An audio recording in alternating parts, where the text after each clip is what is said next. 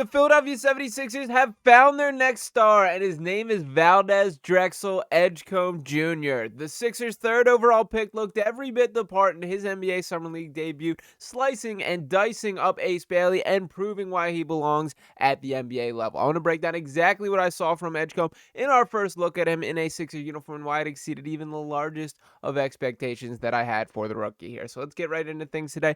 I do just want to start with this stat line here that he finished with 28 points, 10 rebounds, 4 assists, 2 blocks, 1 steal, shot 13 of 26 from the field there, and looked every bit as good as those numbers indicate. He played with intensity. His athleticism popped off the screen. He looked confident. He wanted the ball at the big times, got to the mid-range at a regular rate, which was not something we saw from his game in college. He hit 5 mid-range jumpers last night after shooting less than 20 or making less than 20 over the course of his full season at Baylor. He was straight up awesome last night. Now, it is Summer League. I don't want to get too reactionary.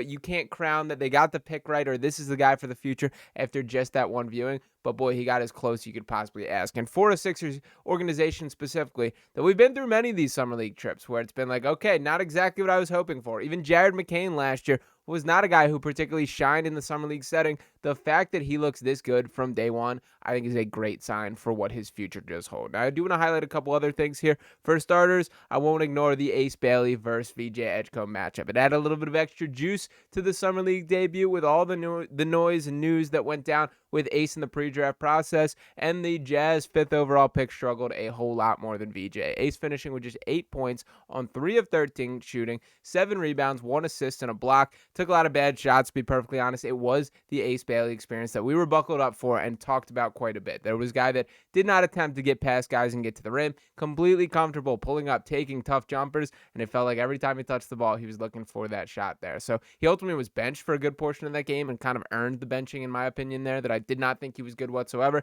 Again, this is not the time to fully come down on the kid because it is game one of Summer League, and it is an adjustment period for each of these guys. But boy, did VJ shine a whole lot better, and I do think that is worth celebrating. I did want to pull up a couple bit of this grade here coming from Kai Carlin of Sixers Wire, who writes out on VJ's debut, and he gives him an A, deservedly so. And the write-up says, the three-point shot was a bit shaky, and his ball handling will need work, but Edgecombe's ability to get to his spots in this one was impressive. His athleticism is off the charts, and he showed a controlled offensive game, meaning he didn't force too much in terms of his own offense. There was a play in the first half where he went coast to coast for a vicious slam, which is something you just can't teach. His athletic ability is just eye-popping. He was moving all over the place in this one, which led him to essentially running into rebounds due to his never-ending movement. He was in the right place the majority of the night, and he made plays that will translate to winning. It's Summer League, so one has to take those results with a grain of salt, but it's hard not to be impressed by the rookie in this one, and a lot of good stuff to get into. I did want to note kind of the pace of play thing. It did feel like VJ, a little bit in the early parts, maybe played a bit too fast, but was under control for the large part of it. That a lot of times that's something I'm cognizant to and paying attention of. Which of these guys does it feels like the game has slowed down for? They're processing things at the right rate, and which of these guys feel a little bit overshadowed by the NBA tempo? For VJ Edgecombe specifically, it felt like his game, that he was completely in the feel of things, in the flow of things, being confident, making plays on both ends of the floor. There was such a great two-way stretch where he blocked our very own Jaden Springer, shout out to him, who's trying to cling into the league out there in Utah now. Jaden trying to get him with a little pump fake at the rim. VJ didn't bite on it, ultimately stuffs the shot, then runs down the other end of the court and gets an and one. And that was one of those plays that it's like, this could be some really special stuff. And we talked a lot about VJ as an athlete in the lead up here. I really think it's maybe an understatement of mine to say that he will be a top 20 percentile athlete in the league from day one. He might be higher than that. That VJ's athleticism pops off the court. And when we think athleticism, sometimes we only think like how high you can jump or just like what an athlete you are. There's a functional athleticism to him that directly translates to the basketball skills, which I think is the most important part of all of these. I put the tweet out there last night saying VJ Edgecombe is the best Sixers athlete since blank. And I got a lot of good replies. Shout out to the KJ McDaniels sickos out there. We'll always have a soft spot in my heart for KJ. Ben Simmons being thrown in the mix a bunch. I went Andre Iguodala is my initial thoughts here. That I think VJ clears all these names that we want to throw through the process. The JP Tokidos. You can run down the list of these guys who had a cup of coffee there. Even KJ Martin, who stuck around on this roster a little bit. But there's something different about the way that VJ Edgecombe floats. And I do think that we're going to see some pretty special stuff because of it. The fast break is going to be a monster for the Sixers team moving forward. When you have a guy like VJ, when you have a guy like Maxey, even McCain is capable of getting out there, pushing the pace and pulling up from three. There's going to be a lot of exciting stuff in transition, and VJ very much going to be a part of this. And another thing that stood out, the competition level from this kid. And I did want to pull up this little quote here. I will not repeat this one on the screen, but you guys can read for yourself. As VJ Edgecombe just very loudly told Elijah Harkless a nice little quote, giving him a reminder there. There was a chip on his shoulder out there on the floor, and you don't see that in Summer League pretty much ever here. There was a little fight between our guy Keve Aluma getting wrapped up last night, and with Isaiah Collier it was with the Jazz. Collier was getting under people's skin all night. It was a little testy. It was a little physical in a way that I liked, and that seemed to be an environment which Edgecombe specifically thrived there. So pretty thrilled that this was the case. And to run through a couple other takeaways from this game, just to shout out some stat lines there. Adem Bona looks bigger and stronger, man. He put Kyle Filipowski in the weight room pretty much every chance, every time he had an opportunity to. He finished with 18 points and 8 rebounds, had a block, a steal, and assist there. Shot 8 for 11 from the floor. Was completely comfortable playing with inside his box for who he is as a basketball player. I do see a clear path to Adem Bona being the true backup center this season, and I'm going to dive a bit deeper into that once we have a bit of a larger sample size.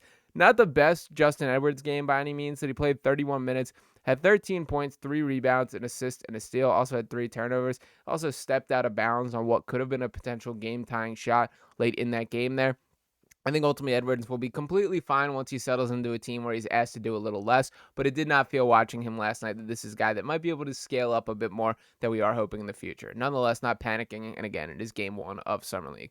Janai Broome was a guy I think a lot of us had our eyes on, obviously the second overall pick. Kind of an up and down game from him across the board. He finished with 13 points, 5 rebounds, had a steal and a block there, shot 4 of 11 from the field, did shoot 2 of 4 from 3 here. There were stretches where Janai looked really competent, really solid out there. There were also a couple stretches where I didn't feel like he exactly knew what he was doing and made some pretty poor decisions there. I will give him credit that it looks like he's cut some pretty significant weight since college. He looked thinner out there, and he was moving decently. That my biggest concern coming in with Broome is, can he hold up from an athletic standpoint at the NBA level? I think he probably took some steps in those directions. There's no world or no way to slice it in which he isn't in the lower end of athletes from the NBA standpoint. But, I mean, I'm going to leave the jury open at this point. We'll see a little bit more sample size. Thought there was good parts and bad parts of Broome's game last night. Edgecombe, we've talked plenty about. That 1 of 7 from 3, really the only blemish on it there. Also, 2 turnovers is pretty solid based on how much he had the ball in his hand and how much he was asked to create there. Did shoot 1 of 3 at the free throw line as well. VJ Edgecombe, glowing approval for game 1 of Summer League. Jalen Hood-Schifino, a guy that I'm ready to close the door on of being an NBA player. It's unfortunate, but for a dude that was the 17th overall pick, this is going into his 3rd NBA season. The game should not look as difficult as it did for him last night. And whether it's just not in Philadelphia or it's just not anywhere, I'm pretty out on the Jalen Hood-Schifino experience. A couple shout-outs off the bench. Judah Mintz is a guy that I continue to have a bit of a soft spot for, that I think he shows some juice. He dropped 11 points off the bench, 4 assists there in his 22 minutes, was really active across the floor. And our guy Alex Reese getting in the mix for 12 minutes, second in minutes there. I thought Reese actually was pretty good despite a lack of box score showing here. He had 2 points and 3 rebounds, but I love the willingness, I love the energy, and I thought he kind of bought it a little bit. So I'll give a bit of a shout out. Obviously a lot more to break down from the Summer League standpoint. The Sixers will be back in action tomorrow against the Oklahoma City Thunder, and they're still ramping up for the Vegas portion of Summer League, which is really kind of the main event of Summer League there. I've not been out to the Salt Lake City Summer League yet, have been out to Vegas, and can tell you it is an awesome time. The entire NBA world in existence there, and that's we'll see some more of these kind of competitive battles going throughout. But for VJ Edgecombe specifically, could not ask for a better start to his Sixers tenure than what he gave us in game 1 here. This should be celebrated, although I know we got to keep the reality within our own brains here. But the bottom line is, this kid looks like he's about it. He brought it from game 1 here, and I could not be more thrilled by what we're seeing. Shout out to VJ Edgecombe for providing a little bit of spark, a little bit of excitement to this fan base here. I do think it is something that the Sixers fan base as a whole could use, and boy, is he checking that box there. So from character to work rate to energy to just how good of a basketball player this kid seems, pretty much the complete package is what it's looking for right now. So hopefully that trend continues, and I'll be continuing to break things down from every single angle here on Sixers Digest. Do want to hear from you guys, your most ambitious VJ Edgecombe player comp in the comments there. Is it Dwayne Wade? Is it Anthony Edwards?